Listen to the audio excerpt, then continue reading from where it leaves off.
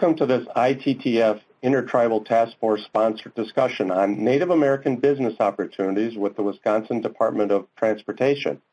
My name is Kevin Chesnick. I am an Oneida Nation tribal member and the former chief engineer for the Wisconsin Department of Transportation. I will act as your guide today as we explore critical knowledge needed to be successful as an NADBE, or Native American Disadvantaged Business Enterprise firm in Wisconsin. This is the fifth vignette of a 5-session set of webinars that provides critical information, contacts, policy guidance, and several Native American firms' stories on working for the Wisconsin Department of Transportation. The goal of these presentations is to encourage new Native American firms to begin working in the transportation industry, provide the process and steps required to become a certified DBE firm in Wisconsin, and to list the available support resources firms are able to access to find work, compete for projects successfully, and become valuable members in the transportation industry. As you see on your screen, we've already had 4 of the 5 vignettes, and you can read their content on the screen. Today, vignette number 5 will discuss ways to grow your NADB capacity and do more work through the support services offered by WSDOT and other agencies. And in fact, the goal today is to discuss the opportunities and other services available to the NADB community that will help you grow your company. Our 4 speakers today are great resources for Native firms. Our first presenter is Agnes Fleming, the Intertribal Task Force, or ITTF coordinator. Agnes will be speaking on the role of the ITTF and the support it is able to provide the NADB community. Our second presenter is Rob Perro, CEO of Paradigm. Rob is a digital strategist who will provide an overview of the AICCW resources. Our third presenter is Fern Ori, chair of the Wisconsin Indian Business Alliance, or WIBA, representing the 4 Native CDFIs working together. Fern will review the resources available in each of the 4 Native CDFIs. And finally, our last speaker will be Stacy Schreiber, Public Works Director for the Stockbridge-Muncie Community Band of Mohican Indians. Stacy will provide the available support opportunities from the perspective of a tribal community. I will return shortly to summarize what you are about to hear. Thank you, Kevin, for that introduction. The WSDOT Intertribal Task Force was created after the signing of the partnership agreement between WSDOT, the Federal Highway Administration, FHWA, and 11 tribes within the state. The ITTF consists of an official representative from each of the 11 tribes. ITTF's mission is to articulate and facilitate a clear direction in joint transportation systems between the individual tribal governments and Federal Highway Administration, the Bureau of Indian Affairs, and WSDOT. Our website provides information on the task force, our work groups, and resources. On the right, you'll find a quick and easy listing of links for upcoming events, ITTF meeting agendas and minutes, the NADB directory, our webinars, and other helpful information. Each year, the ITTF approves an annual work plan that identifies events and projects within 4 work groups: labor, business, real estate and jurisdictional, safety and signage, and transit. Each section includes relative information, events, and activities, work team notes, and general announcements. The Labor and Business Work Team has a primary focus on providing disadvantaged business enterprises, DBEs, with appropriate support and information, assisting in the development and evaluation of the Native American hiring preference, and supporting capacity building for tribes, tribal enterprises, and businesses owned by Native Americans. The NADBE DBE webinars was a project approved by the ITTF in its annual work plan. In the previous webinars, you learned about the NADBE certification, eligibility, and process, DBE program, purpose and opportunities, prime and subcontractor relationships, and labor compliance, special provisions, trucking, and payroll and getting paid. Each session was presented by experts in their field. I would like to take this opportunity to thank them all for their time and effort in providing you with the knowledge for growing your capacity. The ITTF website is designed to be a resource and assist you. If you have any questions, please do not hesitate to contact me. I would like to now introduce to you Rob Perro. Thank you, Agnes.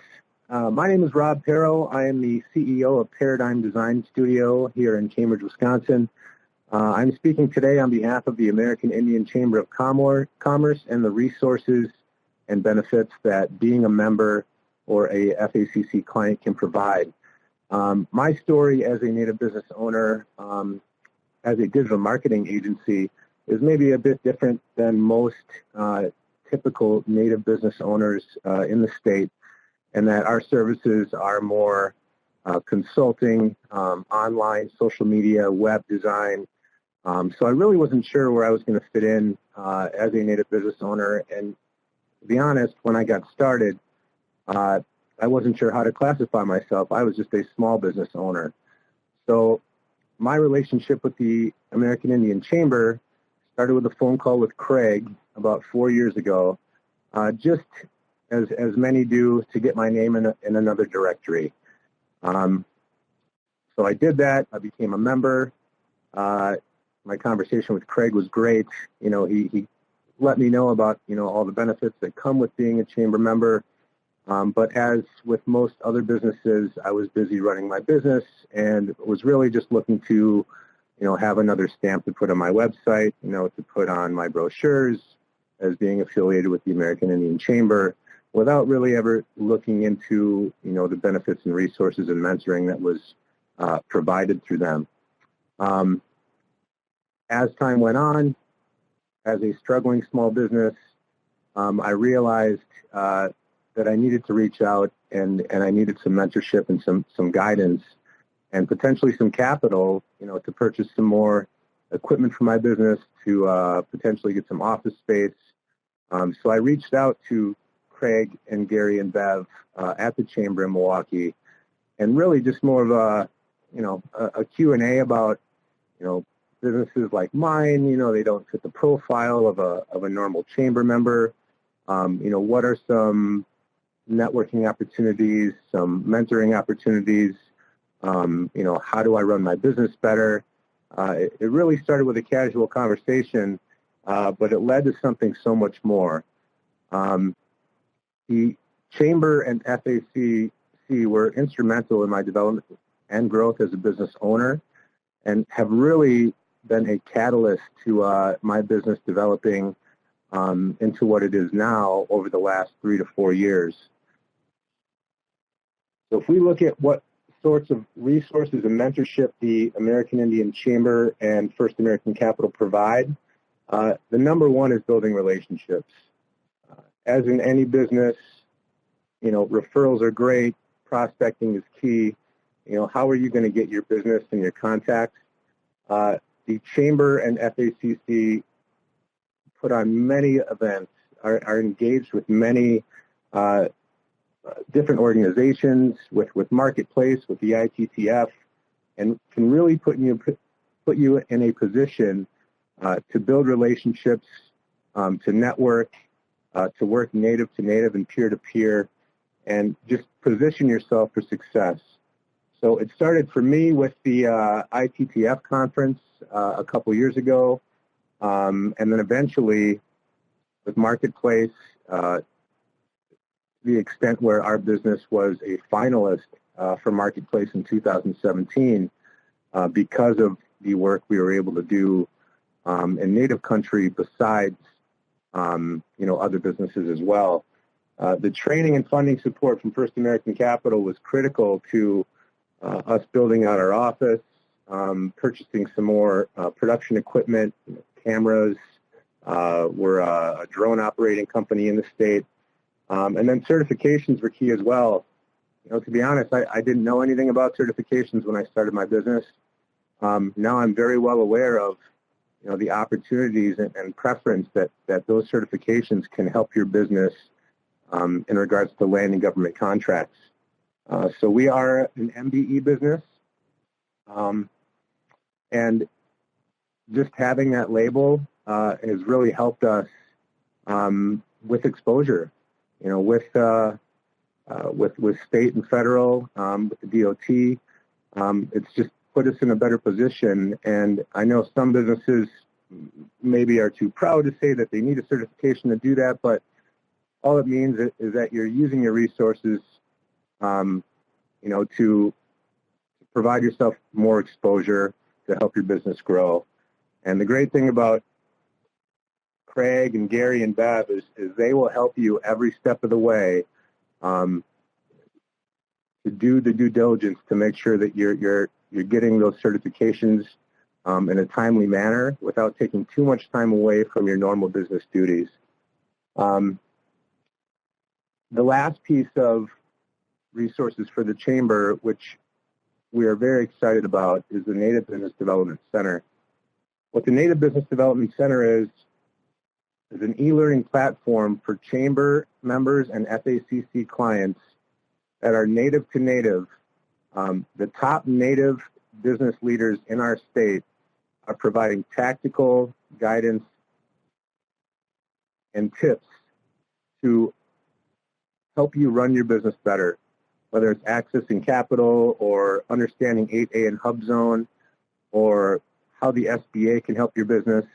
If it's marketing, if it's writing a business plan, the resources that the NBDC are going to provide are going to be invaluable to Native businesses across the state. And it behooves any business to join the Chamber or become an FACC client to have access to these invaluable tools. So if you have a minute, please watch this video. It's about 3 to 4 minutes. This will give you an introduction as to what the NBDC will provide. Welcome to the Native Business Development Center of the American Indian Chamber of Commerce of Wisconsin and First American Capital Corp. Here you will find a host of resources to help you start a new business, expand your current business, and achieve your business goals. Hi, I'm Jeff Bowman, one of the board members of First American Capital Corporation. Welcome to the Native Business Development Center of the American Indian Chamber of Commerce of Wisconsin. Here you're going to find a variety of e-learning tools designed to help Native business owners start a business or expand their business. We at the American Indian Chamber of Commerce understand that starting a new business can be a daunting venture for anyone, but especially so in Indian country because of the unique challenges and situations that Native business owners face. For instance, barriers can include access to capital, such as securing a loan, or being loan ready, having a business plan in place, understanding financial reports and accounting, purchasing and receivables, understanding the legal and tax issues both on and off the reservation, understanding insurance and other liabilities, or knowing how to compete, especially in the local and federal government contracting areas. But there's great news. The Native Business Development Center of the American Indian Chamber of Commerce has resources to address the challenges that business owners face. Through our sister company, First American Capital Corporation, we are the only Indian agency in the country that offers an SBA microloan program. We're also the first Indian organization in Wisconsin to earn the U.S. Treasury certification as a statewide CDFI. And since 2003, we've made 150 business loans in the aggregate amount of almost $4 million. But we also offer technical assistance to train businesses how to manage internal and financial processes, and even help create what we call a business safety net when issues arise. So what does the future hold for Native business owners in Wisconsin? Well, the sky's the limit. We want to help you take advantage of government contracting opportunities in both the local, state, and federal areas. These hold distinct advantages for Native-owned businesses. I'm really excited to bring the Native Business Development Center to you. Through our e-portal, we're going to be able to bring you some opportunities to learn more about marketing, access to capital, securing government contracting opportunities. When you partner with FACC and the AICCW, we're going to be able to empower you, help you grow, and take advantage of opportunities. This is really an exciting time for Native-owned businesses, and I'm really happy that our organization can help you grow and be successful.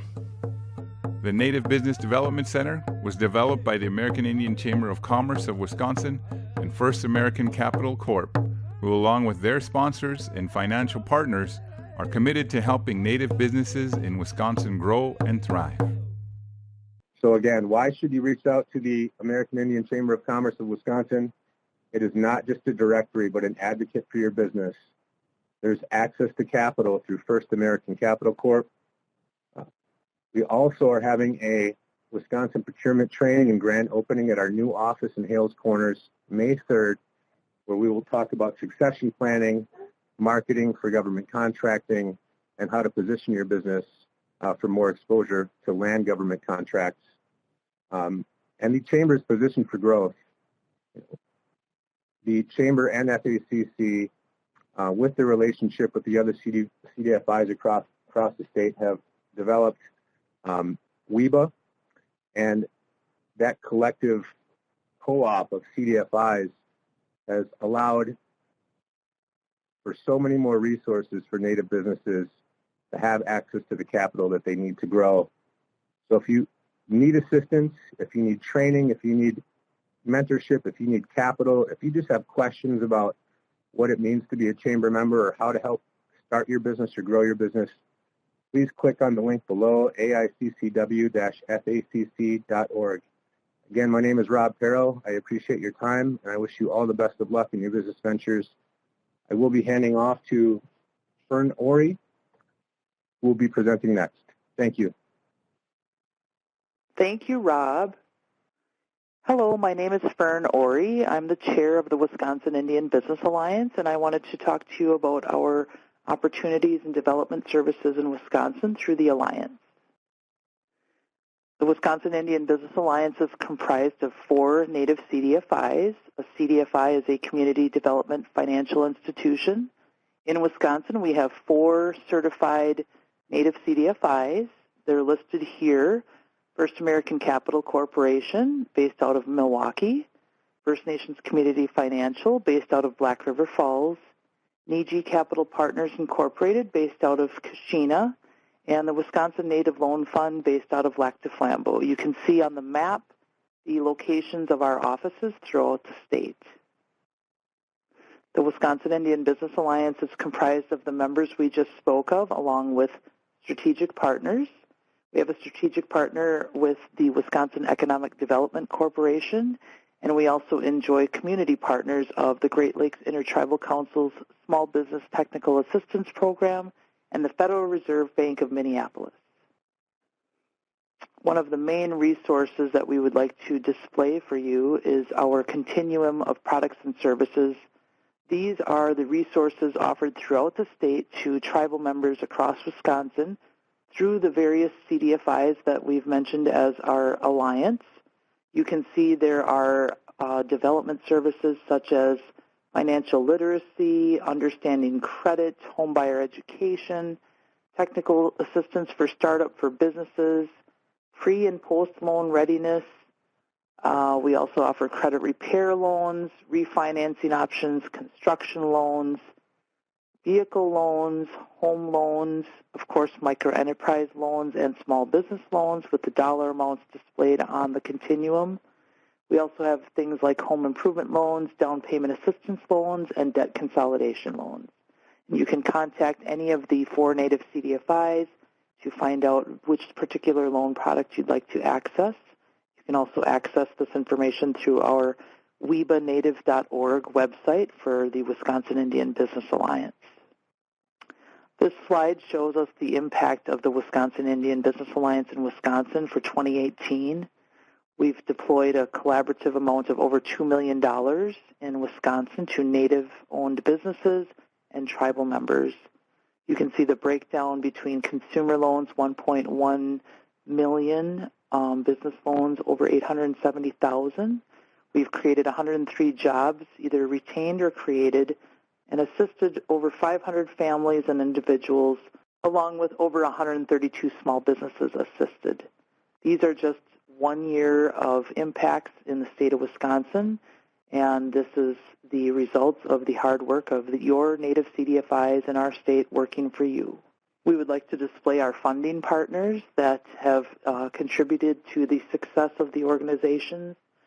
Some of these partners include the Wisconsin Tribes, First Nations Awista Corporation, Town Bank, Forest County Potawatomi Foundation, Milwaukee County, Wisconsin Economic Development Corporation, U.S. Small Business Administration, USDA Rural Development, and of course, U.S. Department of the Treasury through the CDFI Fund. We have other new investors that we will be adding to this list, including Prosperity Now and Wells Fargo, and additionally some others that are going to be on deck for fiscal year 2019. This is a display of the 4 native CDFIs and the offices around the state. And again, we invite you to visit our Wisconsin Indian Business Alliance website at webanative.org. And now we will hear from Stacy Schreiber. Thank you, Fern. Now I'm going to share with the group the competitive construction bid policy of the Stockbridge-Muncie community. This will allow potential contractors to know the policy and the requirements in order to work with my tribe. So first off, I'm going to explain the purpose of the competitive construction bid policy. The purpose of the policy is to define the bidding process for tribally owned and or operated facilities. The Tribal Council has determined that a competitive, consistent bidding process will benefit the tribe because the tribe will be better equipped to make informed decisions when selecting a construction contractor. The Tribal Council has also determined that tribal member contractors will also benefit from a bidding process that recognizes preference for tribal member contractors. The intent of this policy is to facilitate the tribe in obtaining the best possible construction within budget while encouraging tribal member-owned enterprises to participate in the bidding process in a meaningful manner. Under coverage and scope, the policy applies to all agencies and construction projects and proposals that are expected to exceed $5,000. Housing has an exception to that because they're governed by a different ordinance. For construction projects that are expected to be less than $5,000, agencies are to act in a reasonable manner to assure that the tribe is getting the best economic value. In all cases, agencies shall avoid any appearance of impropriety, favoritism, or other improper conduct. Member-owned enterprises means any enterprise that has at least 51% ownership by one or more tribal enrolled member of the Stockbridge-Muncie community. Tribal preference applies when a member-owned enterprise submits bids or proposals within the proposed budget for the project and the enterprise is an approved contractor. The agency or team has discretion not to adhere to the preference if the proposed bid or proposal from an otherwise qualified preference enterprise exceeds the lowest bid by more than the identified percentage listed below. For projects up to $100,000, there's a 10%. For projects between $100,001 to $500,000, there's 5%. And for any projects greater than $500,000, there's a 3%. This is probably the most important slide of my presentation, and that is approved contractors. So now I'll run through for you how to become an approved contractor for the Stockbridge-Muncie community. The criteria for determining approved contractors includes insurance, ability to obtain bonding, experience, reliability, previous references, background portfolio of the enterprise, technical ability, financial ability, applicable certification and or licenses, or other factors the project manager deems important. Approved contractors must maintain and certify that all subcontractors are approved contractors or be subject to penalties of $1,000 per day for each violation, and or the tribe may consider such violation a material breach and may terminate the existing contract. Advertisement and posting. All invitations for bids or proposals under this policy shall be posted at the tribal posting boards and the tribal website throughout the Stockbridge-Muncie community at least 14 days before the bidding date is closed. Invitations for bids and proposals under this policy shall be sent to applicable approved contractors. Invitations for bids or proposals may be published in at least one newspaper or general circulation in such places as are most likely to reach prospective bidders. Shawano Evening Leader is the newspaper the tribe uses. Invitations for bids or proposals shall contain the basic information regarding the project. Applicable and pertinent information may include all contractors are required to be an approved contractor. They must supply a list of their subcontractors with their bid. They are required to certify that all subcontractors are Stockbridge-Muncie approved contractors. Description of the project or contract number if applicable, plans and specifications if applicable, and or price and location where plans and specifications can be purchased, due date and time for bids to be submitted, date, exact time and place of bid opening, and statement that bidders are invited to attend, address where the bid should be mailed or hand-delivered, or a phone number where bids can be faxed, whether bid sheets, forms are required, contact person for more information on the project.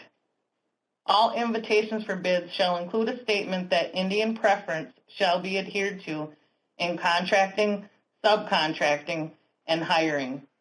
Contractors who hire tribal member-owned enterprises or tribal members are encouraged to submit bids, and those bids may be considered as a factor in awarding the bid. In addition, for the bids or proposals, they shall include bid security requirement and percentage, if applicable, contract security requirement, if applicable, statement of qualifications of the contractor, if applicable, project starting date, milestones, and completion date. The awarded contract will contain a liquidated damages clause, and the contract disputes will be resolved in tribal court. Bond and insurance requirements will also be included in the invitation for bids or proposals.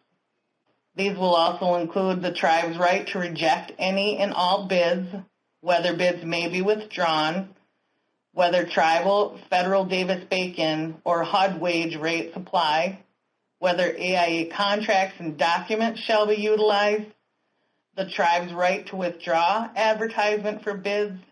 The tribe will not accept a bid that is not complete, and there may be other relevant information that is applicable. Addendum to invitations for bids and proposals. An addendum shall be mailed or faxed to all approved contractors and to all contractors that have submitted bids on the particular project. For the bid opening, this will occur at the tribal offices at the scheduled time unless special circumstances require that the bid opening occur at another location. The project manager, tribal attorney, team, or agency, and available members of the tribal council shall be present at the bid opening. The names of the bidder and the price of each bid shall be read aloud and recorded at open bid openings. For the bid award, the Tribal Council will receive the bid award recommendation from the applicable department head, and they will award the bid at the Tribal Council meeting. The awarded bidder is contacted, and all bidders are informed of the outcome of the bid award. Thank you, Stacy. That was an excellent overview of the Stockbridge-Muncie bidding operation, and I'm sure folks on the call would find that very informative. I want to thank all of our speakers today. This concludes the vignette number 5 presentation. And our speakers today, Agnes Fleming, Rob Perro, Fern Ori, and you just heard from Stacy Schreiber. Thank you all for great presentations. I want to remind everyone that if you're interested in information, from any of these speakers, especially if you're interested in ITTF background information, you can contact Agnes Fleming at her contact information on the screen. If you really want to see or hear about AICCW resources, give Rob Perro a call. And obviously, Fern Ori can steer you through the WIBA firms and the support they offer in funding and other Native American support businesses. And if you want to hear how a tribe or opportunities at the Stockbridge-Muncie tribe are available, give Stacy Schreiber a call at the contact information on the screen. Again, thank everyone for involving yourself with this vignette number 5 and helping grow your DBE program.